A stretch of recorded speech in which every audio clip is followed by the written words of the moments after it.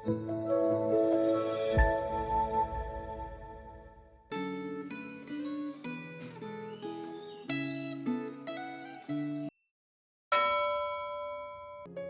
yang dikasihi di dalam Tuhan, hari ini kita akan sama-sama merenungkan firman Tuhan dengan tema Allah itu berdaulat. Mari kita berdoa. Terima kasih, kami bersyukur buat kebaikan Tuhan dalam kehidupan kami.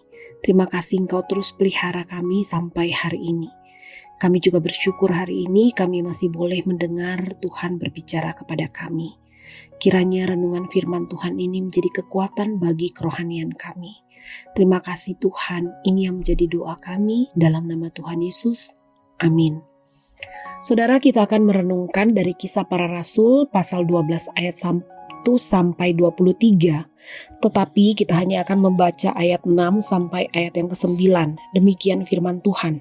Pada malam sebelum Herodes hendak menghadapkannya kepada orang banyak, Petrus tidur di antara dua orang prajurit, terbelenggu dengan dua rantai, sedangkan di depan pintu para pengawal sedang menjaga penjaga itu. Tiba-tiba berdirilah seorang malaikat Tuhan dekat Petrus dan cahaya bersinar dalam kamar penjara itu. Malaikat itu menepuk Petrus untuk membangunkannya, katanya, "Bangunlah segera." Lalu gugurlah rantai itu dari tangan Petrus. Kemudian kata malaikat itu kepadanya, "Ikatlah pinggangmu dan pakailah alas kakimu." Ia pun berbuat demikian. Setelah itu, malaikat itu berkata kepadanya, "Kenakanlah jubahmu dan ikutlah aku." Lalu ia mengikut malaikat itu keluar dan ia tidak tahu bahwa apa yang dilakukan malaikat itu sungguh-sungguh terjadi.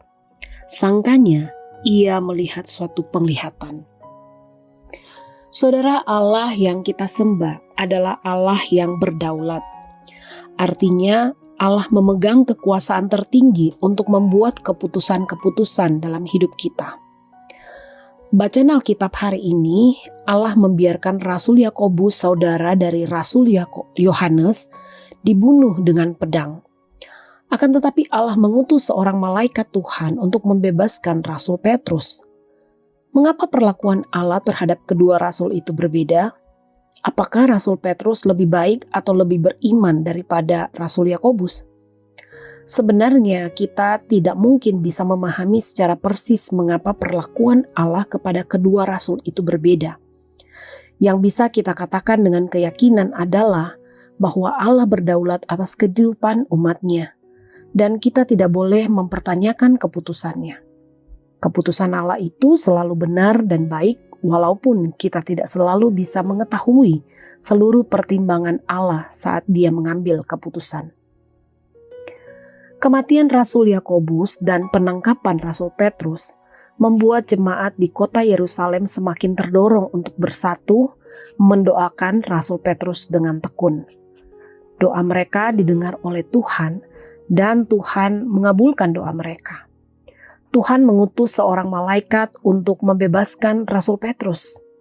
Yang menarik, saat seorang hamba perempuan bernama Rode melapor kepada jemaat yang sedang bersekutu dalam doa bahwa Rasul Petrus telah bebas dan telah datang berkunjung, mereka mengira bahwa Rode sedang mengigau atau berhalusinasi. Hal ini menunjukkan bahwa mereka berdoa kepada Allah tanpa keyakinan bahwa doa mereka akan segera dikabulkan. Sekalipun demikian, ternyata Allah tetap mengabulkan doa mereka. Bacaan Alkitab hari ini mengajarkan beberapa hal penting tentang doa. Pertama, doa tidak dimaksudkan untuk mendikte Allah, tetapi doa mengungkapkan ketergantungan kita kepada Allah. Yang kedua, walaupun doa tidak boleh menjadi alat untuk memaksa agar Allah mengikuti kemauan kita, kita harus menyadari bahwa berdoa adalah kehendak Allah bagi kita. Saat Allah mengabulkan permohonan kita, kita harus merespons dengan ucapan syukur. Ketiga, semua masalah yang kita hadapi harus kita pandang sebagai sarana di tangan Allah untuk mengingatkan kita agar selalu bersandar kepada Allah dan mengharapkan kemurahan-Nya. Keempat, peristiwa pembebasan Rasul Petrus dari penjara membuktikan bahwa bagi Allah Tidak ada sesuatu yang mustahil. Apakah Anda sudah hidup dengan bersandar kepada Allah?